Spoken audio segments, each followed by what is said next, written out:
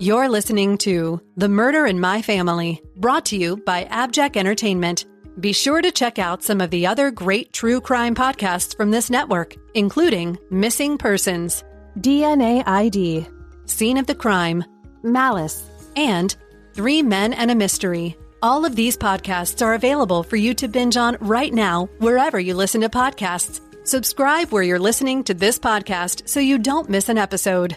The views and opinions expressed by guests on this podcast do not necessarily represent those of the podcast, its host, or sponsors. If you would like to discuss the murder in your family on this podcast, please be sure to visit themurderinmyfamily.com for more information. You can support this podcast by visiting patreon.com/themurderinmyfamily. This episode may contain unsettling material or subject matter. Listener discretion is advised.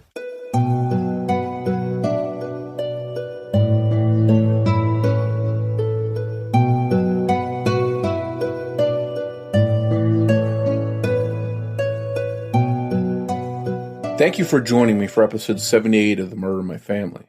I'm your host, Mike Morford. In this episode, we'll be discussing the case of Lynn, a hard-working blue-collar mom who was about to celebrate retirement before tragedy would strike in August 2017, ending her life in what was first thought to be an accident, but was later revealed to be a homicide. We'll dive into Lori's story after some quick housekeeping. Independent podcasts like this one depend on word of mouth to bring in new listeners. So if you find that you enjoy this podcast, please take a minute to rate and review it wherever you listen to your podcast.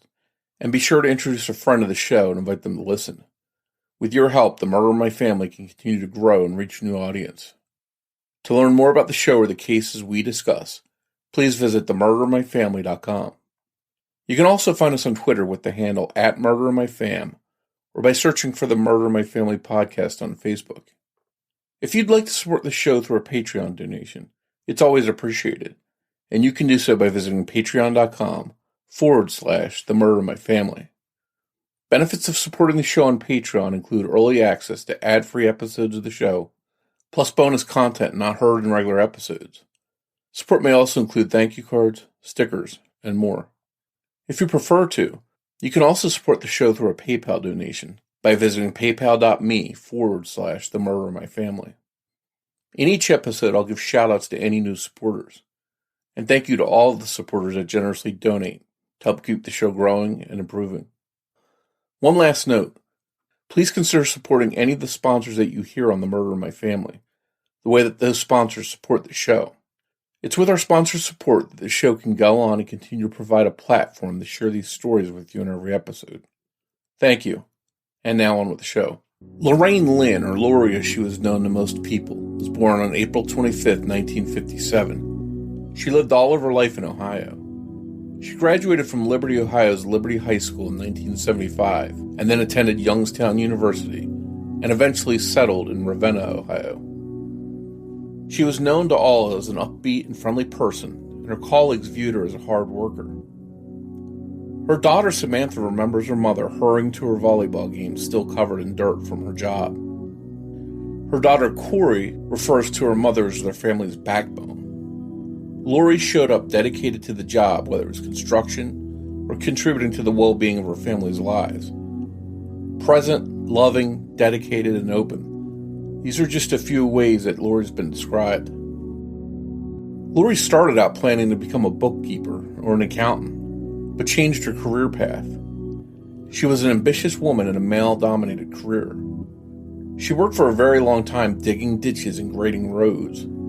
She was a heavy machinery operator for the local Union 66 for more than 30 years. Over the years, Lori got married, had children, but then divorced. Eventually, Lori found love once again. She met her fiancé Mark when she worked for the highway construction company, Shelley and Sands, where she also had a long career. One of her co-workers there said that Lori worked, quote, harder than any man. The last 5 years of her working life were spent with oil well companies, but the long commute contributed to her decision to finally retire, which she officially did in 2016. Lori was all set to enjoy her retirement, and to relax after years of working hard. But sadly, that wasn't to be. Lori had recently purchased a 2017 Nissan Pathfinder. It was the most expensive vehicle she had ever paid for, but she thought it was worth it because she planned on keeping it forever. Lori was very proud of her car and recently washed it. This was the vehicle that on August 1st, 2017, she drove to her mother's house on Shannon Road in Liberty Township, a suburb of Cincinnati. Lori was there to take her mother, Wanda Pullen, to Trumbull Courthouse in downtown Warren. Wanda needed to file some paperwork, but when Lori got there, she wasn't home. On the way over to her mom's house, Lori had called her several times, but didn't get an answer. It's still unclear why she wasn't home, since they had made plans for Lori to come take her to the courthouse. Lori's movements upon arriving at her mom's house are recorded on a surveillance camera that was fixed on the front of the house. We'll talk more about the importance of that camera shortly. When Lori arrived at the house, she knocked on the door but didn't get an answer. Then she let herself in using a key that she had. She spent a couple minutes there, and then Lori got in her car and drove away, presumably to pass time until her mom was back. But whatever happened next, no one's really sure of. After that, Lori seemed to disappear. Her worried family members called her and didn't get any response to their messages. By the next morning, Lori's family knew something was wrong, and they mobilized at Wanda's property. They planned to look around just looking for any kind of sign, any kind of clue that she was there. It was a big property, a farm, and when they made their way to the back part of the property, that's where they found Lori's Pathfinder parked behind the barn. It wasn't in a driveway, but rather off in a spot where you wouldn't normally park. The area where the Pathfinder was parked has been described as a trash pile, and it was dirty. There were pieces of glass and metal shards all over the place. Not the kind of place that Lori, who cared about her Pathfinder, would park. They also noticed that the tractor that was kept near the barn was missing. As they made their way over to Lori's Pathfinder, they looked in the front seat and found her purse there. They were hopeful that Lori was someplace on the property and had just left her car for whatever reason. But it was unlike Lori to park where the car was found, so searchers were nervous. Lori's brother and her ex-husband, Tim Lynn, continued to search the property. Noticed the tracks from the tractor heading down towards the pond. He had just filled that tractor with gas days earlier, and he's the one that noticed that it wasn't in the spot where he had left it. The pair followed the trail down towards the pond, which led them through a swath of cut grass where the tractor had plowed it down. When they got to the pond, they saw the tractor partially submerged in the water. And to their horror, Lori was in the tractor, near the top of it, with her face submerged below the surface. It's unknown how long she had been there. The men immediately tried to get Lori out, and they quickly realized she was dead. Police and emergency personnel were dispatched to the property, and after a pretty quick examination, police at the scene said this looks like an accident. No real attempt was made by police to investigate the area as a crime scene, and the investigation into Lori's death was closed just after 2 hours after she was found. It's unknown whether she died on August 1st, the day she disappeared, or on August 2nd, the day she was found. There was no trauma below Lori's neck. It's not noted whether there's any trauma to her face or to what extent, but below the neck is quite specific. And it's doubtful that water damage could be detailed as trauma in an autopsy or police report. No evidence was taken from her car, such as DNA or fingerprints, and the tractor she was found in was later scrapped. Additionally, no photos were taken of the Pathfinder by police. When the case was closed and written off as an accident, one thing that police didn't know was that the Shannon Road residence had surveillance cameras in the front, and these cameras would reveal something interesting. Desperately searching for answers, Wanda watched the video surveillance that her camera recorded, and saw that 30 minutes after she had pulled out, her car returned to the driveway, but instead of using the driveway as usual, the Pathfinder drove through the grass and behind the house, trying to stay out of sight. This was the only path that it could take to avoid the cameras. Cameras that Chip himself had installed for Wanda. 6 months after the so-called accident, Dr. Humphrey Germanick, the Trumbull County coroner, changed Lori's death to homicide. He determined that Lori's manner of death was, quote, homicidal violence at the hands of another. The autopsy revealed that there was no sign of water in Lori's lungs, which meant she was dead before she went into the water. Other details of her death, like the actual cause of her death, haven't been released. Lori's sister Diane believes that Lori's body was laid on top of the tractor and then submerged partially, which is supported by the lack of water in her lungs. Lori's family filed a federal lawsuit against Liberty officials and the police department, but it was dismissed in May 2019 when the judge sided with the Liberty Township Police Department and other elected Liberty officials. This was even despite an apparent internal affairs report outlining the failures of Captain Toby Maloro and the Liberty Township Police Department. Authorities ruling this an accident so quickly was obviously a mistake. Something or someone killed Lori, but it wasn't an accident drowning in the pond. And once again, the area was never treated as a crime scene or processed as one, so who knows what was missed along the way. Police never interviewed either of Lori's daughters, although they had suspected foul play early on and called 911 to report their mother missing. Reports are incomplete, and closing the case before reviewing the scene surveillance footage is another glaring mistake. Lori's daughters want justice for the mother they remember so fondly, and the grandmother who went out of her way to see her grandchildren. The positive, caring woman who never deserves to be found face down in a pond. There's a $20,000 reward for information that helps secure conviction, and you can leave an anonymous tip with the Liberty Police by calling 330-539-9830. There's also a website dedicated to Lori's life and the case.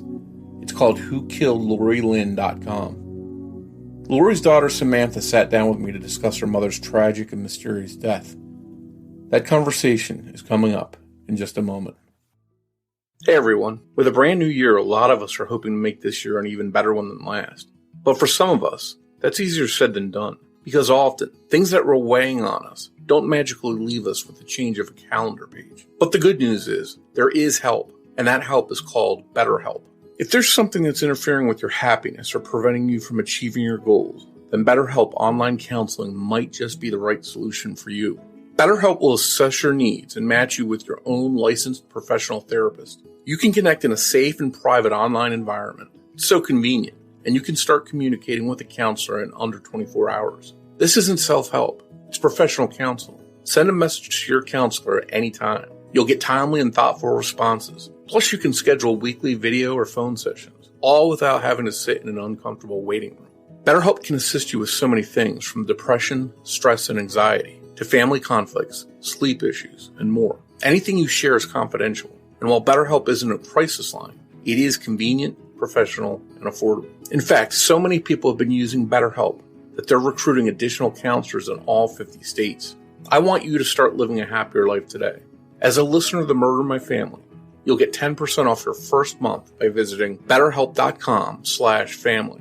Join over 1 million people taking charge of their mental health. Once again, go to BetterHelp, that's HELP.com/family, and you'll save 10% on your first month of BetterHelp.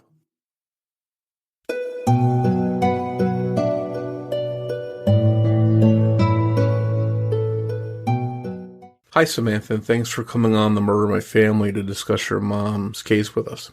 Thanks for having me. We're going to get into some of the troubling aspects of your mom's case, but before we do, I know that your mom has a really cool and interesting bio, at least I thought so, as far as a work history going from an accountant and bookkeeper to a heavy equipment operator in the construction industry. Tell us a little bit about that. That seems like a really interesting change. Well, this was before I was born when she made that switch. So I'm not quite sure of her mindset at that time, but I do know that my sister was born. All of the family, so her father and her brother were both in construction, and she was very hands-on. And I think that she wanted something secure to raise a family and to make some more money, and she was good at it. So, but like I said, I'm not sure of why she made the switch, but it apparently was a great move for her. Yeah, and she did it for a very long time, too. Is that correct? Yeah, about 30 years, maybe a little bit more. She retired, I believe, in 2016. She spent about a year before she was killed. And I think it's interesting because her knowledge of operating equipment, machinery and stuff is sort of has to do with this case, which we'll get into that. But if you can you tell us what kind of person your mom was? Maybe some of your favorite memories of her? My mom was very happy-go-lucky, really enjoyed life. I think that one of the biggest things for me was, she was 2 hours away from me, but she was here twice a week at least to see the grandkids, and she loved them. They were the light of her life, and I know that once she retired, that's all she really wanted to do was spend time with her family. She really liked playing cards with her friends. She had friends that she had basically grown up with, and they would play cards about once or twice a month. She continued to do that. Man, I think they did that for about 20 years. She had a fiance. They were planning on getting married in December of 2017. She was just friendly to everyone that she met, but very stern with her values. She was very virtuous, I guess would be the correct word. She just wanted to do the right thing. She wanted to live her life in a way that she thought was going to get her to the next life, in a good place in the next life. And I do believe that's where she's at. So it sounds like she lived, obviously her life was taken too soon, but she lived a full life and a rich life, it sounds like. Yeah. I mean, I know that, during her working years, probably when I was young, I do remember her just being very serious about life, not necessarily the happiest. She was a working mom. She worked 60 plus hours a week. She was stressed. And I think once I graduated from high school, she just was done with the stress. She didn't want to participate in the drama and the stress of that life anymore, of that working life, and always feeling like she, had to do this or that and care for everybody but herself. I think that she turned it around a little bit and focused more on her well-being, and it made her a lot happier. From the time that I graduated from high school, I remember her being emotionally and mentally in a better place. So it sounds like even in retirement, she was still active. Everything was healthy. She's got a good state of mind. And then, unfortunately, August 1st, 2017, that all came to an end. There's some really bizarre clues surrounding what happened that day, involving your mom's car, security cameras, a tractor, and I don't want to lose any of it in translation. So can you walk us through the timeline of that day, starting with your mom going to pick up her mom, which is your grandmother, correct? Yes. Okay, if you would, can you walk us through that day, the way it unfolded? Yes, and this, again, I did not find this information out until the next day, and then the following days, after she was found and we did some digging. But apparently she lives about 45 minutes away from where I grew up. And just to give everybody a little perspective is that my grandma has a farmhouse, and it's a very sort of small farm, maybe about 40 acres or so. And my mom grew up there, and then she built a house with my dad next door, and that's where I grew up. And then there's another family member next door from that. And all of the houses are connected by this farmland, just to give everybody a little bit of perspective here. So she went to her mother's house because my grandpa had died about a year, a little less than a year and earlier. And there was a lot of things that were still in probate. The estate was still being switched to my grandmother. And my mom had these papers for this gas well that is on the property that was in my grandfather's name. And I believe that that's what they were going to do, was to take the gas well papers down to court and change it from my grandfather's name to my grandmother's name. My mom shows up, my grandmother's house. We see her on camera, knocking on the door, tries to open it. It's locked. No one answers. She puts the key in, turns the key, goes into the house. She's in the house for about 10, 15 minutes.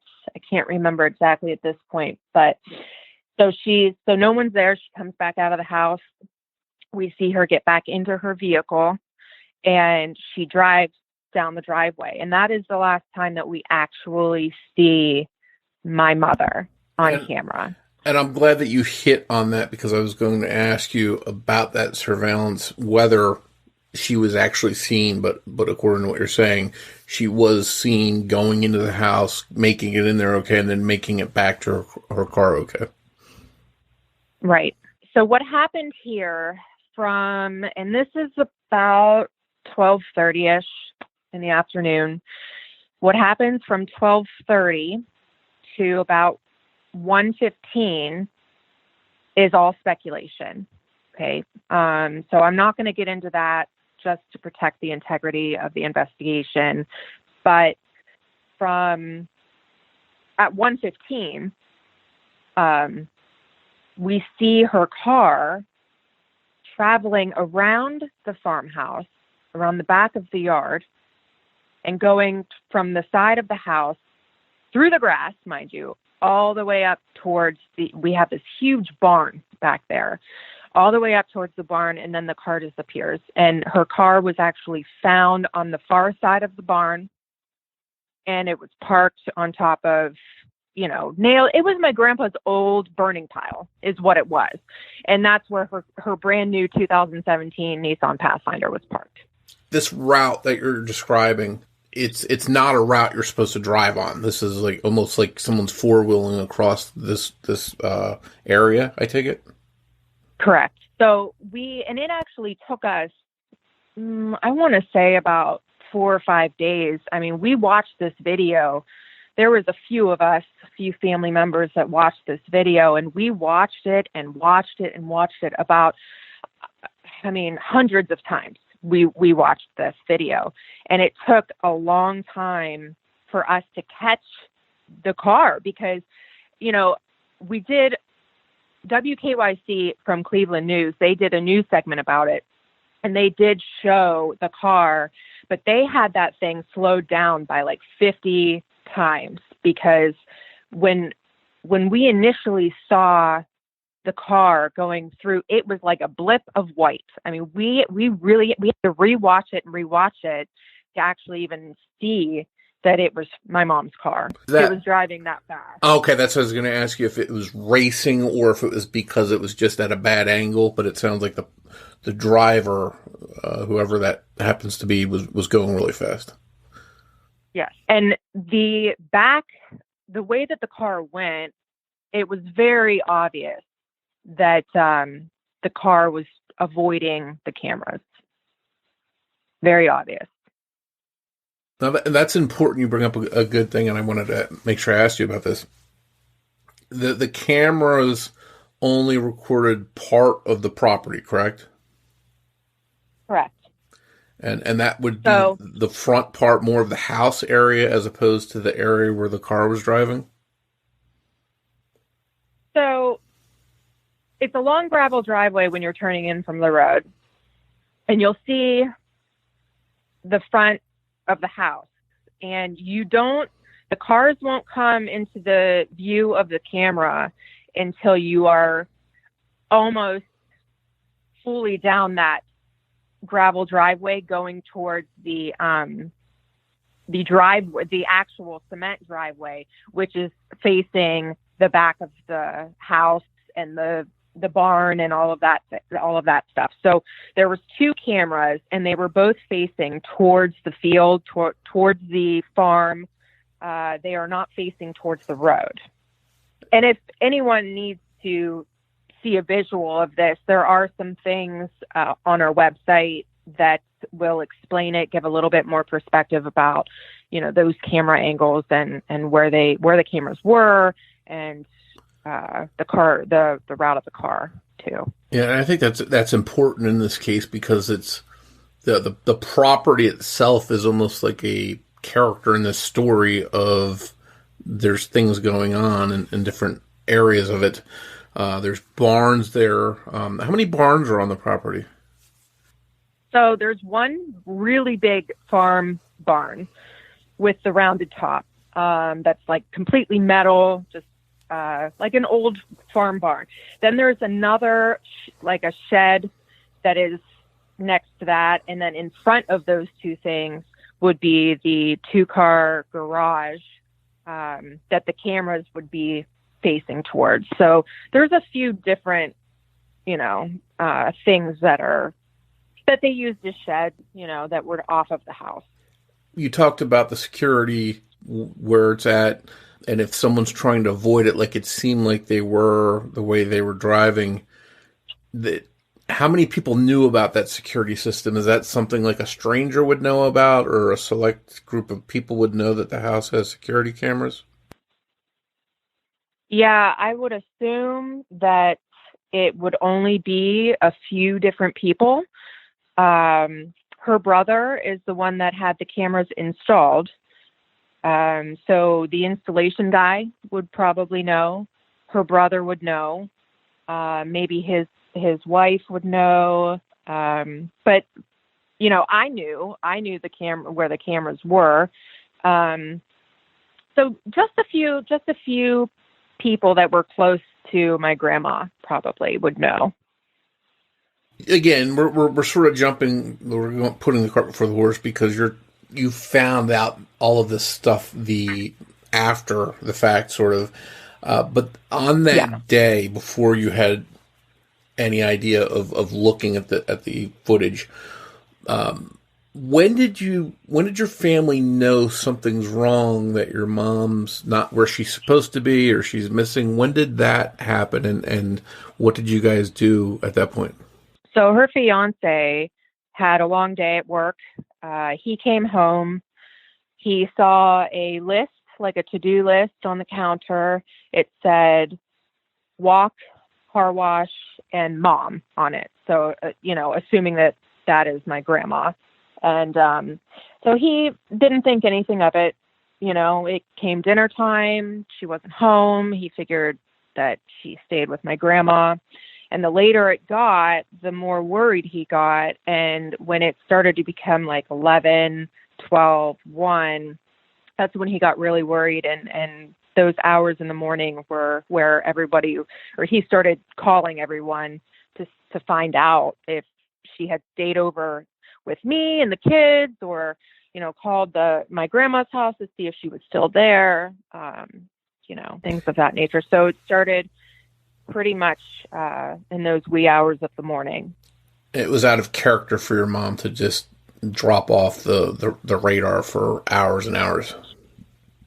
Yeah, I don't, honestly, for my 30-some years of being around her, living with her, I have never once, I don't remember one time that she has never come home, ever. Did you all meet up and like sort of flock to the farm, or how did you get to the farm itself to start sort of looking there, and when did that happen? So the first thing that we did, we made our round of phone calls, and it's starting to get earlier in the morning now, probably 4 in the morning, 5 in the morning. My sister called her son. It was still dark at this time, very, very dark, and asked if he would drive down to grandma's and just see if she was there. So we do see on camera his car coming down the driveway, turning around in the driveway and leaving, and said, no, her car wasn't there. And of course, he wouldn't be able to see it. It's pitch black and it's behind the barn, which is, about 100 or 200 feet up by the pond. So there's no way that he would have seen it at that time of night. So he leaves, says, no, she's not there. We start calling 911. I'm trying to, and I'm in Pittsburgh, and I called, and I'm trying to make a missing persons report, which is a little difficult, obviously, because she's only been gone from what we know, one night, right? So, but yeah, so we called my dad, and my dad said, okay, well, as soon as it lightens up, I don't want to scare your grandma, so I'll go over there as soon as the sun comes up. My dad finds the vehicle, and that's when he calls me, calls my sister, he says that we found the car. And then my uncle and my dad are back there by the car and this is hearsay. This is what I've been told, because at this point, I'm jumping in my car from Pittsburgh, traveling to Youngstown, which is about an hour and 20 minutes. So I'm jumping in my car and leaving, and my dad and my uncle noticed that the tractor was missing. So they start to walk the path of the tractor. So they walk the one loop that the tractor had made, and my uncle says, there's the tractor. My dad sees my mom's legs and runs up to her, obviously is frantic, and makes the call to 911. And the tractor submerged in a pond, is that right? It is partially submerged. So, and I'm not quite sure if we have any of those pictures. We do have pictures of the tractor. So that is, you can see. So you can see that it's partially submerged, and on the tractor, my mom was there. She was partially submerged. Her head and part of her shoulders were submerged. She was face down. Her legs, one of her legs, I believe it was her left leg, was kind of kicked back, and there was a brush hog that was attached to that tractor as well that was not submerged. And a brush hog, can you explain to listeners what that is? So it's an attachment, and this was not just like a regular riding mower. I mean, this was a small farm tractor, and it's an attachment that you put onto the tractor, and it helps flatten out the grass, cut the grass. If you engage the brush hog, then it will also cut the grass as well as push it down. So. And they were together, like someone had hooked. So I'm trying to visualize. Yes. They hooked. Yes. So it's just like any other. If you were to hitch a trailer onto a truck, that would be similar to hitching the brush hog onto a tractor. Was the tractor normally connected to that, or did someone make a special attempt to hook them up, as far as you know? Well, that is something that I can't answer honestly, because I never operated the tractor or paid attention enough to the tractor to even really know. I know that it was used. I know that it was used frequently, but I don't know after use if the brush hog was removed or if it stayed connected. I don't know the answer to that. Visually, they're following a trail of this tractor driving. It's leaving tracks going down in the pond, so it was easy to follow that. How deep is the pond? How big is it? So there's two ponds on the property. And they're both man-made, which is good to note. And my mom actually helped build both of them. So the first pond that you would come to on the property is the big pond. That was the oldest pond. And then they built and I'm not even sure how deep that is. It's probably deep. It's been there for years and years, probably before I was born. And the second pond they actually built to use as like a filtration system for that first pond so the water wouldn't get so mucky.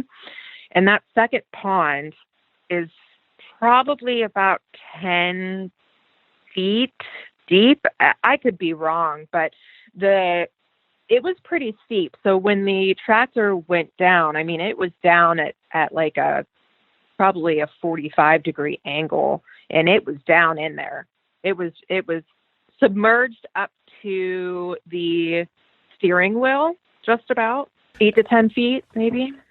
And your mom, the angle of it, her legs are visible, but her top half or her head is under the water. Correct. Obviously, this is shocking. Your family finds your mom there like this. And I assume they call 911 and what everyone would normally do when they found someone, that had been in this situation. When police arrive at the scene and first responders or whoever comes out, what do they find? What do they say? And what do they see there in your estimation? So the interesting part about this is that I was still on the road when the paramedics and the police and everybody showed up. So when I got back, and I know this is skipping ahead a little bit, but when I finally got back there, no emergency or no police officer, no one was there to talk to me. No one. There were about 8 to 10 families / close friends up on the porch, and no one was there to interview me, to ask me any questions, anything like that. So when they arrived, I believe the first person to arrive was a police officer, and I can't remember exactly who it was at this moment. I don't have papers in front of me, but was a police officer. And then they called the paramedics. The paramedics came out, and the ambulance came out. I was told that the paramedics were the ones that took pictures, and that the police officers, the chief of police, I believe, this is what I was told, was the chief of police called the coroner. He said, "It looks like a tragic accident. No need to come out." Which typically, and I know a lot of people might not know, like, policy and procedure, and some of that is different over states and from state to state and like township to city to county type of thing. But if there is a death that is at all suspicious at all, usually the coroner comes out to take pictures. And because she was found in water, I can't, something's wrong. That the coroner didn't come out, or the coroner was told to not come out, that bothers me a lot. It makes me very suspicious. Well, and it's the coroner's job to not listen to what someone tells them. It is they're not the expert. The coroner is the expert that should be evaluating and making a decision based on what he or she finds. Right. And how can you find anything if you don't come out and see? This is, at this point, the police said, "Oh, it looks like she might have hit a tree branch and drove herself into the pond." That was the initial theory. The very first day that she was found. That was the initial theory. And there's just no way. I mean, before my mom was even found, when me and my sister called 911, we knew. I mean, I begged them to go to certain places to find her, because I really believed that there was foul play involved. Something was wrong. And they should investigate that possibility. Whether they think it's an accident, they should rule out any other possibility before landing on it being an accident, because once you say it's an accident and go down that road, it's hard to go back and suddenly reevaluate the evidence in the scene. And I can understand accidents happen. We're talking farm equipment, tractors. People do have accidents with them, but what's troubling for me when I was reading and researching this was for us to believe that happened. We have to believe your mom chose on a 90-degree day to suddenly jump on a tractor and start doing some farm work. Right. And I don't know. When that was not at all her plan. Her plan was to go down to the courthouse. I mean, again, that was not on her to-do list. She didn't say that to anybody, but we can deduce from the paperwork that she had, she was going to get my grandma. They have been working on this estate, to switch everything over. I mean, we can safely assume that she had no plans on cutting the grass. She had plans to go to the courthouse. And, this is going back to the accidental driving into the pond thing. And this is what really bothers me, is that when you find a body in water, if you're not a doctor, how do you know that there's water in the lungs or not? How does the chief of police know by looking at a body if there's water in the lungs or not? Because that, I believe, is what they were trying to get at.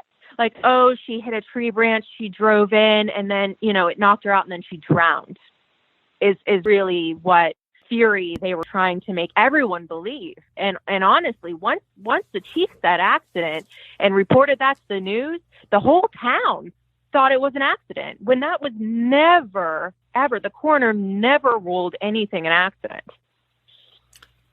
Under investigation. And that's where the coroner's job is, to come in and evaluate. A cop looking at a body in water, presuming they drown, it's not their position to make that evaluation. It's the coroner's job to come to that conclusion and say, yes, I found evidence that this person drowned.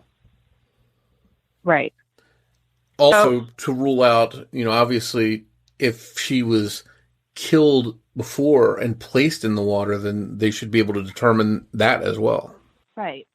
And so at this point, because the chief of police decided to run with this theory, they closed the case. The police closed the case within 4 to 5 hours of her being found. And they closed it. And I begged them. And they didn't tell me that this case was closed, because there were many times where I'm like, can I have a police report? No, it's under investigation. No, we can't do that. When meanwhile, I didn't find out until November of that year that the case was closed the same day. They had been leading me to believe. They said, oh no, we have to wait until the coroner comes back with his, with the toxicology reports. We have to wait. We can't give it to you. And here we are. We have a private investigator. We had a team meeting. I think it was November 5th of 2017. And here he comes waltzing in with the police report. And I asked him how he got that. And he said, well, the case is closed. It's public record. And I lost it. I really lost it. Why? Why would they lead me to believe that? Like, what? I know that I was the squeaky wheel. And the only reason I can see is that they just wanted to shut me up and let time go by, and hopefully it just got, swept under the rug. That's the only thing I can think of was their motive. Oh. And it took months for them to change the manner of death from under investigation to homicide.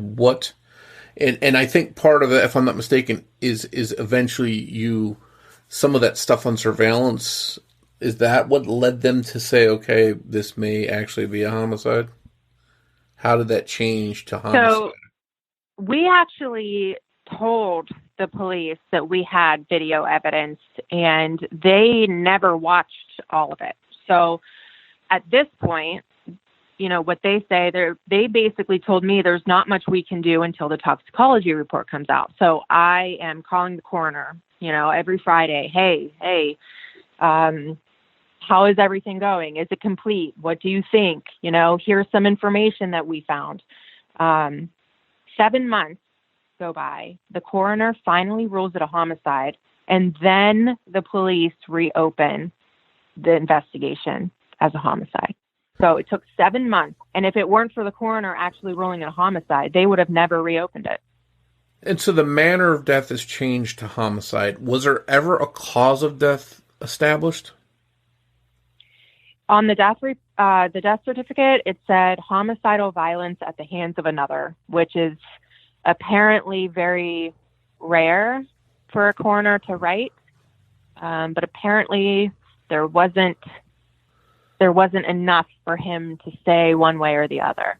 So the change to homicide, now that brings the case in a whole new direction. Let's look at your mom's life a little bit. Were there any enemies, anyone that she had problems with, anyone that might have a motive to harm her? The only thing that she has had a constant trouble with her whole life was her siblings and money and the farm and what happens with the will. And I mean, that's all these people cared about was money, and specifically my uncle. She always had trouble with him, especially when my mom was trying to change everything over to protect my grandmother's money from after my grandfather died. He became very angry and hostile. So my grandparents still own several rental properties. Obviously, my grandmother owns them now because my grandfather is deceased. But so my mom believed that there was rent money that was being stolen, being picked up as cash and pocketed by one of the siblings. And so she decided to hire a property management company. And that, I believe that was in the spring of 2017. And that really upset my uncle. It really upset him. And he's always had a temper, but I believe that money was the motive here. And police typically, in these kind of cases, they look at those closest to the victim and then work their way out from there. Do you know how many people have been looked at and if they've been cooperative? I do. So the three men that would be the closest here would be my dad, her ex-husband, her fiance, who she lived with, and my uncle, who lives next door to my dad. So both my dad and my mom's fiance both took a polygraph test. They agreed to it. They went to their appointment. They took it. They passed. The only person that did not was my uncle. He's the only person that refused to go to his appointment. That was asked. Of the people that were asked to do a polygraph, he was the only one that has refused. So as of now, he still hasn't submitted to him? No. And he's the only one that has referenced a lawyer of any sort. So. Have you confronted him and asked him point blank if he might be involved? This is interesting because I never quite asked. I was pretty adamant that he had something to do with it. I really believe that. And on the first day that she was found, before she was found, I said his name on the 911 call. And I begged them to go to his house. And, of course, they didn't. But that day that she was found, he was one of the people that were left over when I got back from Pittsburgh. And there was about 8 to 10 people on my grandma's porch. And this is on camera, too, so I can't deny it. I accused him, and I yelled at him, and I just knew in my gut that he had something to do with this because, all throughout me and my sister's lives, too, he tortured us, I remember hearing stories from my sister about how he used to take her by her ankles and drop her into rose thorn bushes above my grandma's cement steps. when I was like 8 or 9, he paid 2 little boys, my cousin, my step cousin, his stepson, and another neighborhood boy to beat me up. And we have other cousins who are kind of removed from the family, but they have similar reports of him. I never had a good perception of him. And I think that really had a lot to do with the police not taking me seriously. Because for a long time, they referred to me as like over emotional. I'm crazy because I'm grieving and I'm out to get him and this and that. And honestly, I'm not. I mean, I believe before all this, I wanted nothing to do with him. He was living his life. I'm living mine. We never talked. We never spent holidays together. I mean, it was fine, whatever. But I truly believe that he did this. And no one, well, there was some people that believed me. But the people that I needed to take me seriously didn't. And you think your whole life that, like, I'm sorry, I'm going to start to cry, but you think your whole life, you're told to, like, be obedient to authority and that the police will help you. They're there to help you. It's not always true.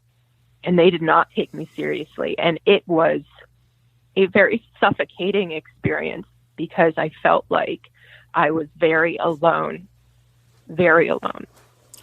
Is that still the case now? Have they become more receptive, or where does it stand now?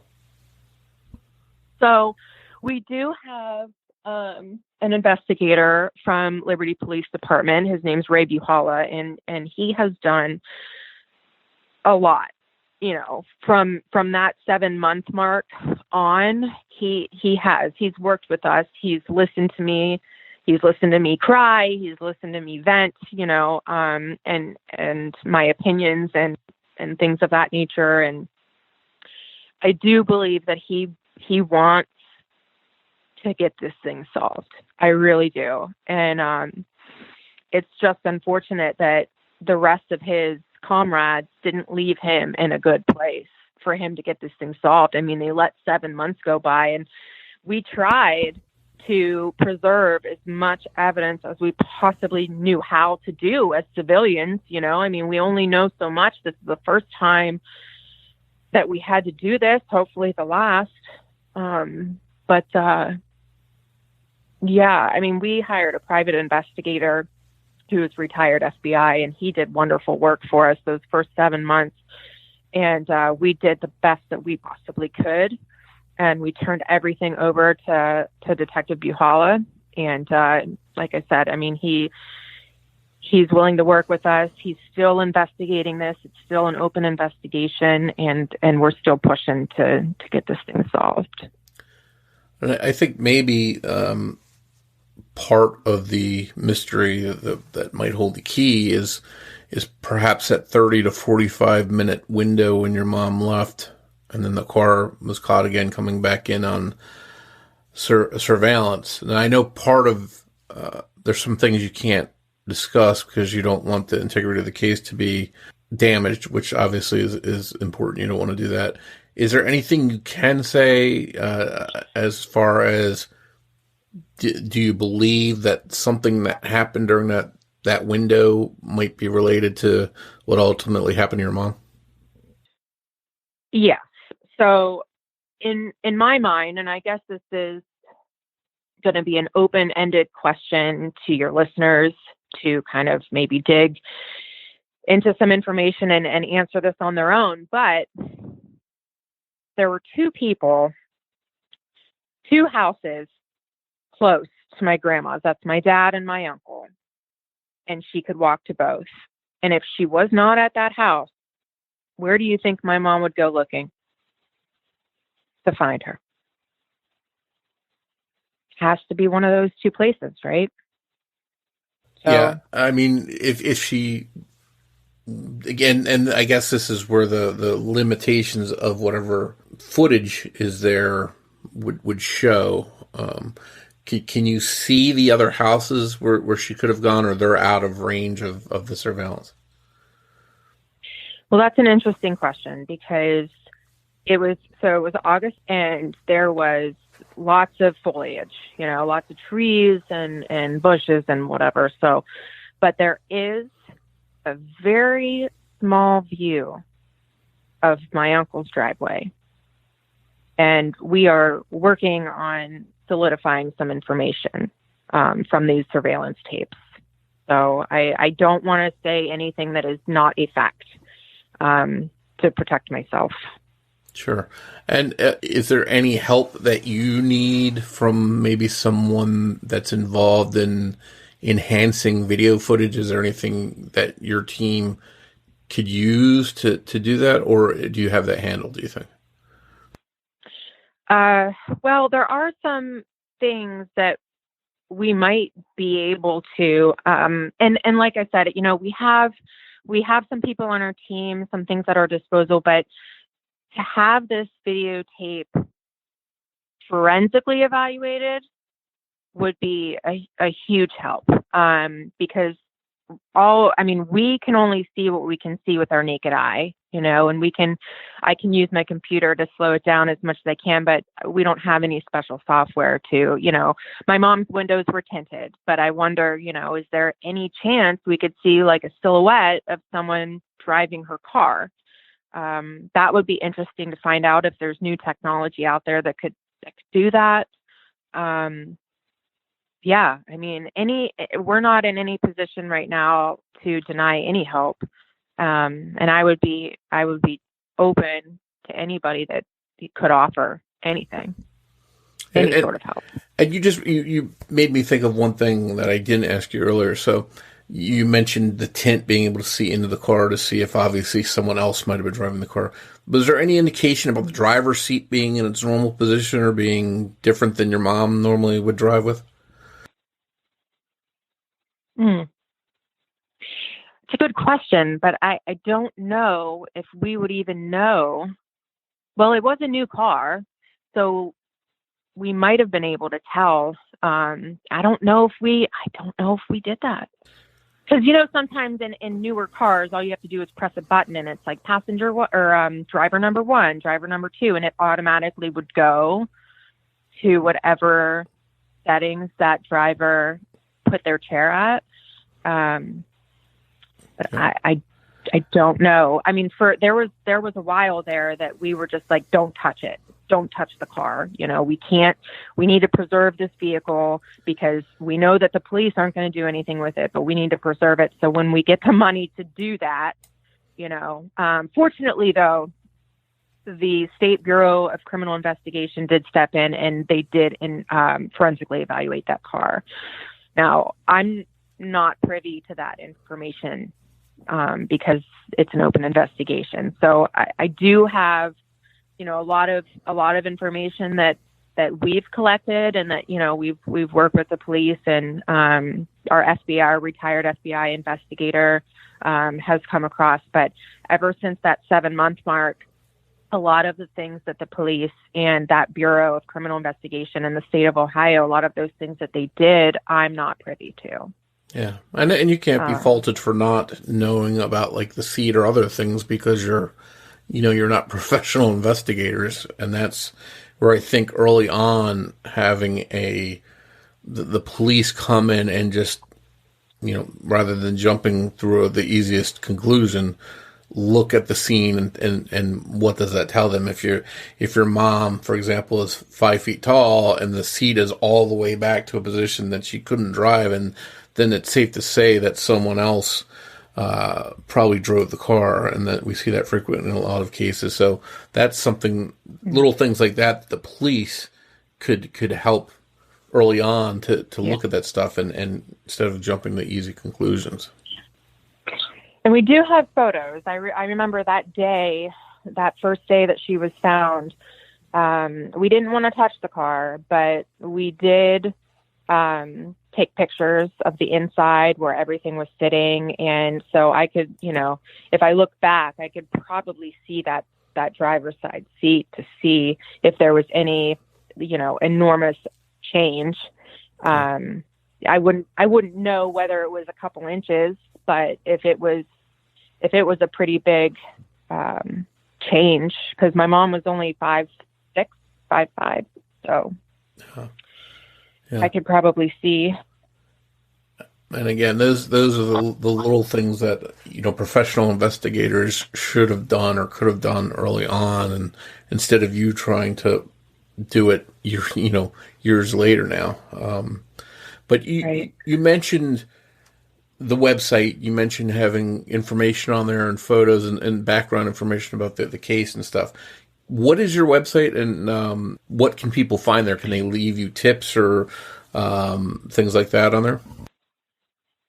They can. So the website is whokilledlorilynn.com. It's LYNN. And we have an evidence locker on there, and there are some things that they can look at. We slowly trickle in new things. It's just a process of, what are we allowed to share? What can we give to people? Because it's nice to give those things to people, because these people that come to the website, they're brand new, fresh pair of eyes, and sometimes that's all a case needs, but they can leave us tips. There is an email there that they can contact us. They can subscribe to our blogs. We try to put them out monthly. And they're written by me and some other key family members that know the ins and outs of this case. And there's also pictures on there that you can see, and a lot of the story. So story is put on there. Hopefully people that are interested in the case or want to learn more about it will go over there and check it out. So it's been over 3 years now since your mom's death. What are the biggest questions still nagging you that you think hold the truth to what happened?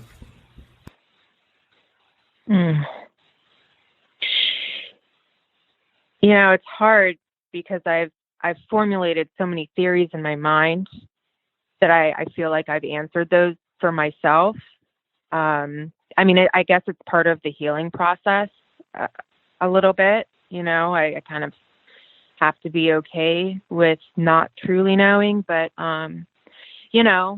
where did she go?